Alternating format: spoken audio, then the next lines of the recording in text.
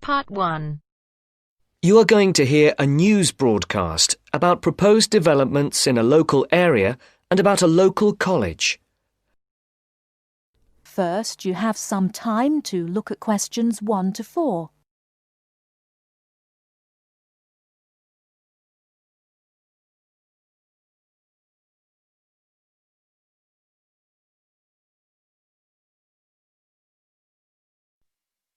Listen carefully and decide which 4 planned developments are mentioned.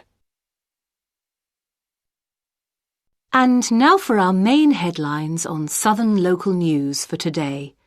First of all, the report relating to the proposed motorway and other developments around the village of Tartlesbury was published this morning. And, as has been expected, it has created quite a lot of interest. The new motorway will pass along the north side of the village, crossing the River Team less than half a kilometre from the well-known beauty spot, Streve Ford, to the northeast of the village. The motorway will cut the village off from the ford, where many children play. But that is not the end of it. There are also plans to build 1,000 houses on farmland west of the village. And on top of that, there are proposals to build an industrial estate for new technology companies on the site of the old steelworks on the edge of the village. A news centre with a swimming pool and a very wide range of sports facilities and a large supermarket with other shops are also planned next to the housing estate.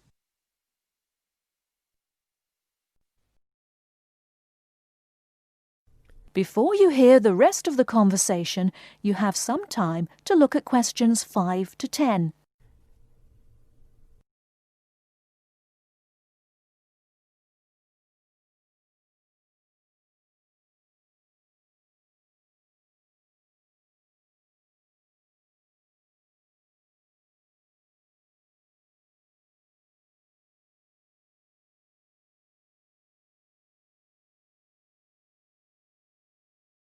Now listen and answer questions 5 to 10.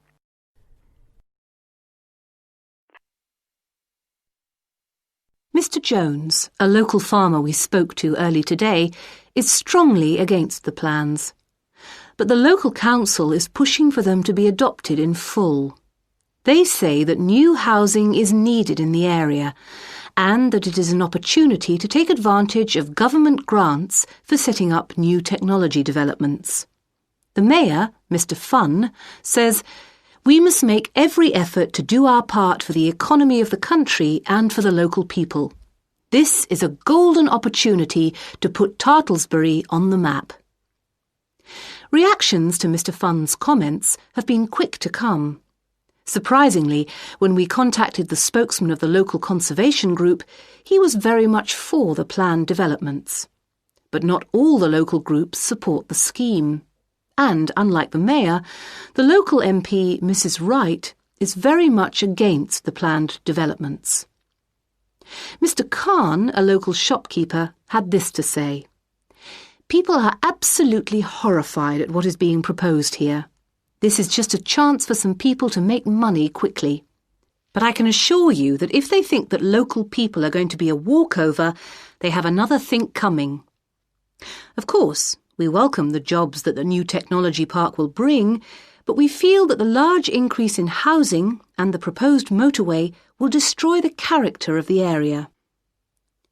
I think this is a debate that is going to run on for quite some time, and we here on Local News will keep you informed. And now for something quite different. This year's exam results have just come out, and there are a lot of happy faces out there. It would seem that the number of young people going on to university from the local college in Upton, which is not far from Tartlesbury, has increased by 25% this year. All those who have applied to go to university or into teacher training colleges have found places. This is the first time that there has been a 100% success rate at the college.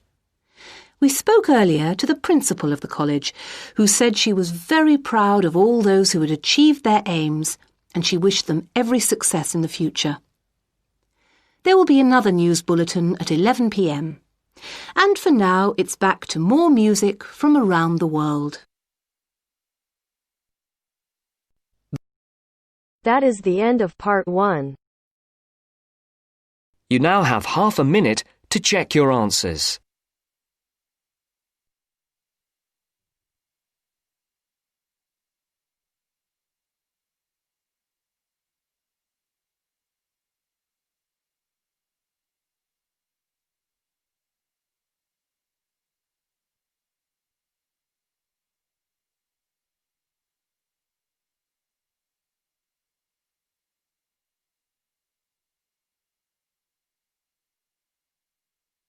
Now turns to part 2. Part 2. You'll hear two students discussing a survey they have to write as an assignment. First, you have some time to look at questions 11 to 16.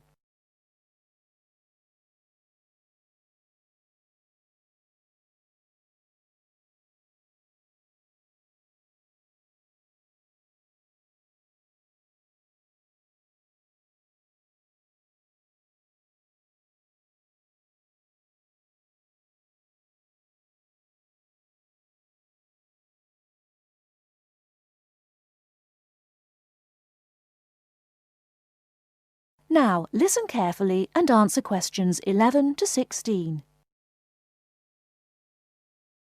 How is your market research project going, George? Very well, actually, Anna. I've just got the results of the survey back, and so now I have to draw some conclusions from the information I've collected. That's good. I'm still writing my questionnaire. In fact, I'm starting to panic, as the project deadline is in 2 weeks, and I don't seem to be making any progress at all. What is your topic? Forms of transportation in the city. What about you? I've been finding out people's attitudes to the amount of violence on television. That's interesting. What do your results show? Well, as I said, I haven't finished writing my conclusions yet, but it seems most people think there is a problem. Unfortunately, there is no real agreement on the action that needs to be taken. Nearly everyone surveyed said that there was too much violence on TV. A lot of people complained that American police serials and Chinese kung fu films are particularly violent. The main objection seems to be that, although a lot of people get shot, stabbed, decapitated and so on, films never show the consequences of this violence. Although people die and get horribly injured, nobody seems to suffer or live with the injuries. Any children watching might take the heroes of these programs as role models and copy their behaviour. So, what did most people suggest should be done? A lot of people were concerned about how these films affect children. They are particularly worried that children will try to behave like the stars. The survey shows that violent programs should be broadcast after 10 p.m, when most children are already in bed. There is also a significant minority of people who feel that violent films should be banned altogether. Or how did people feel about the violence on news broadcasts? Most of the responses I have looked at have felt that violence on news broadcasts is more acceptable, as it's real. Although it's unpleasant, it is important to keep in touch with reality. Still, many people thought that it would be better to restrict violent scenes to late viewing. Before you hear the rest of the talk, you have some time to look at questions 17 to 20.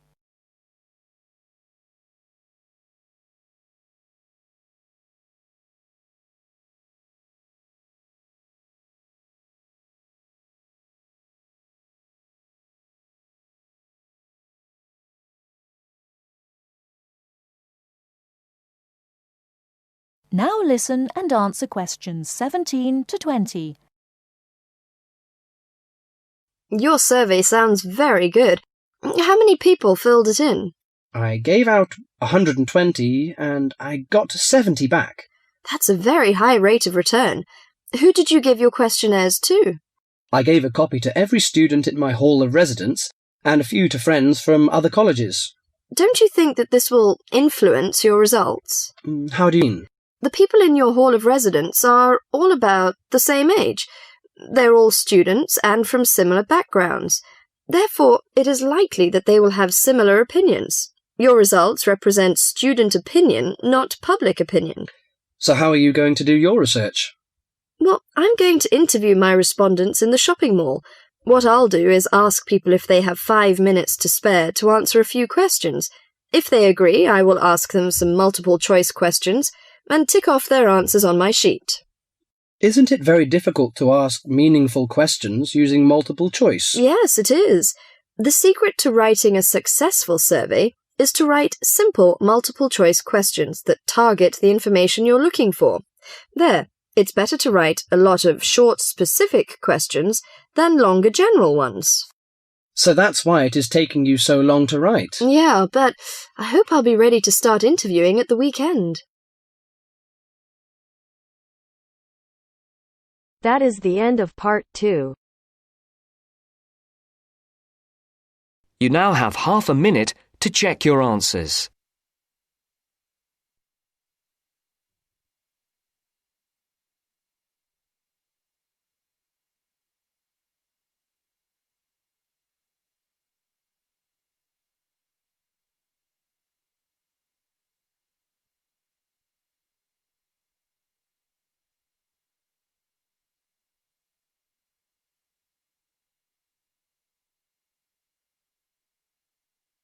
Now turns to part 3.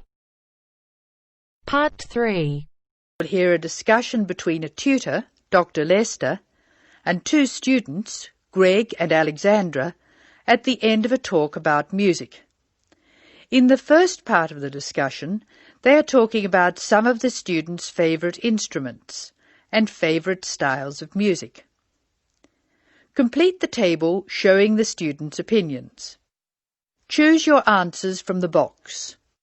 There are more words than spaces, so you will not use them all. You may use any of the words more than once. First, you have some time to look at questions 21 to 26.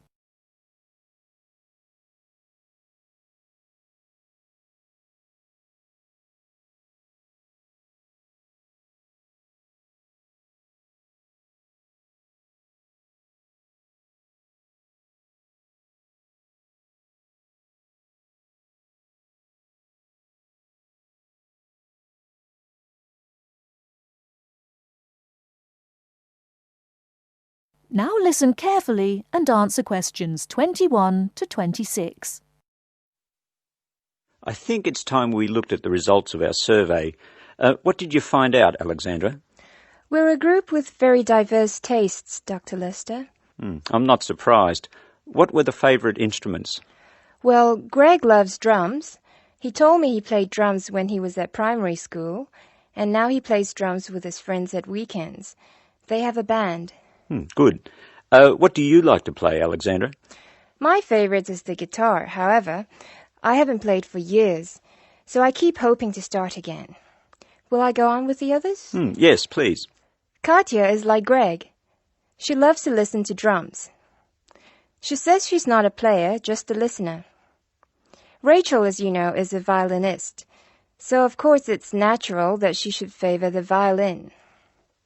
So we have 2 people who love the sound of the drum and 2 who like strings. The violin for Rachel and the guitar for Alex. What does Harry like? Harry says the best instrument of them all is the piano. He claims it's more versatile than any other instrument.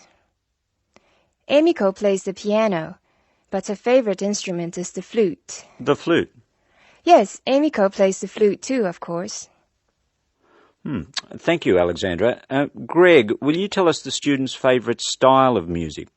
We're really very conservative. My favourite is classical music, and that's Alexandra's choice too. Katja claims to like rock. So that's a vote from Greg, Alexandra and Katja. Doesn't Rachel prefer classical music? Rachel made a choice which surprised me. She plays the violin, so I expected classical or opera. But Rachel says that she prefers country music. How interesting. What's Harry's choice? Harry likes to listen to opera and loves to go to see a performance. He says opera has everything, colour and spectacle and theatre and great music. And Emiko? Emiko says jazz is her favourite music. She goes to listen to jazz every Friday evening. She also likes opera, heavy metal, classical, but jazz is the best. Thank you, Greg. I wanted to see what you all liked so I could understand your musical tastes more. And I want to move from this to a discussion of the physiological effects of music.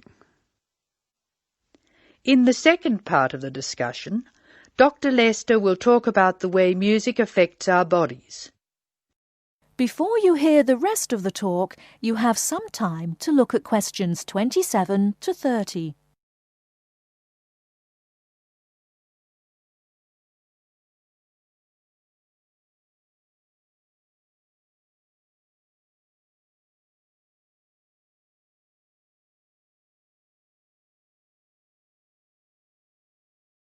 Now listen and answer questions 27 to 30.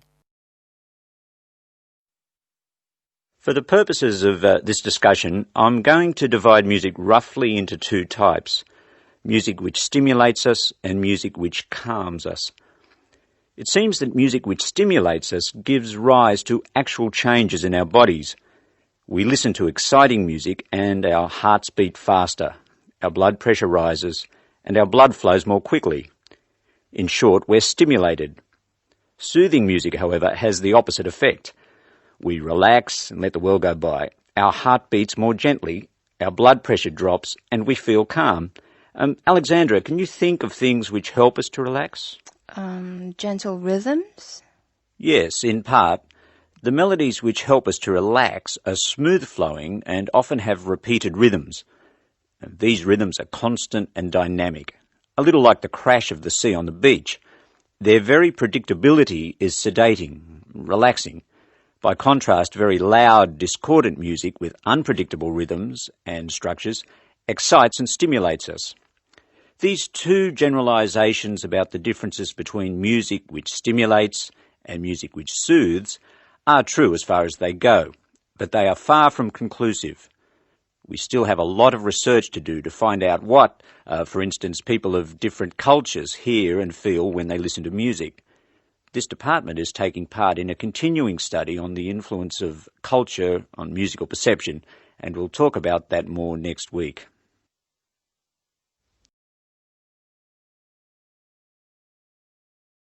That is the end of part 3. You now have half a minute to check your answers.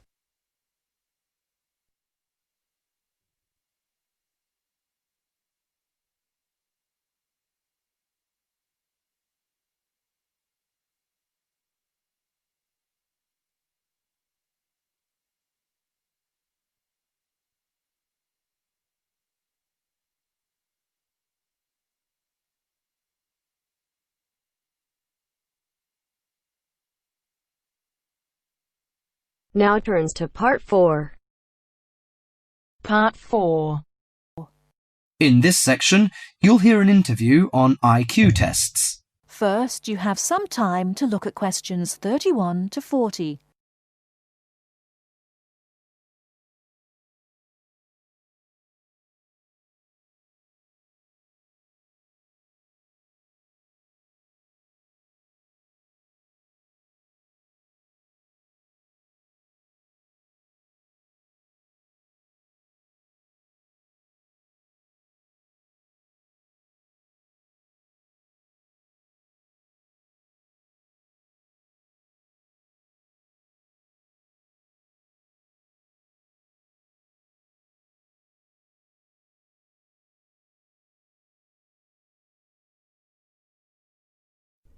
Now listen carefully and answer questions 31 to 40. Mrs. Kellerman, a specialist in child psychology, is interviewed by Bridget. Mrs. Kellerman, why is it that some children perform much better than others at school? Obviously, it can't be denied that certain children are brighter than others, but it's not as simple as that.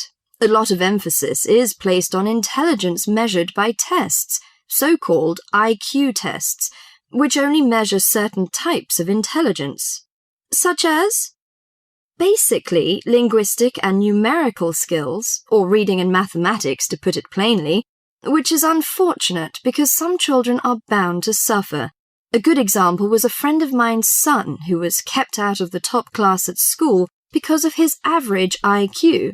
That's around 100. His father, though he had no idea his son was going to be an architect, always said he was a clever child. Apparently, he was able to picture things in his mind and draw accurately at a very early age. The point is that his university life might not have been so difficult if his ability had been recognized sooner. What you're saying, then, is that some children have abilities that are not easy to measure, that aren't appreciated by many schools. Precisely. And if these schools are not spotted sufficiently early, they cannot be developed. That's why, in my view, there are so many unhappy adults in the world. They are not doing the things they are best at. What are those other kinds of intelligence? How can we recognize them in our children? Well, take musical talent. Many children never get the chance to learn to play an instrument, but while they might not become great artists or composers, they may get a lot of pleasure and satisfaction. Musically gifted children are fascinated by all kinds of sounds, car horns, animal noises, and so on, and they can easily recognize tunes and sing them in key. How can a parent encourage them? Sing to them and teach them new songs. Buy a piano or even a cheap instrument such as a recorder. If you can afford it, send them to music lessons as soon as possible. Play recordings of different instruments to them. What about a child who is good at sport? Could that be described as a form of intelligence? Most certainly. We psychologists call it motor or bodily intelligence. These children move gracefully and handle objects skillfully. A child who finds it easy to take things apart and use various tools may well become an engineer with the right encouragement.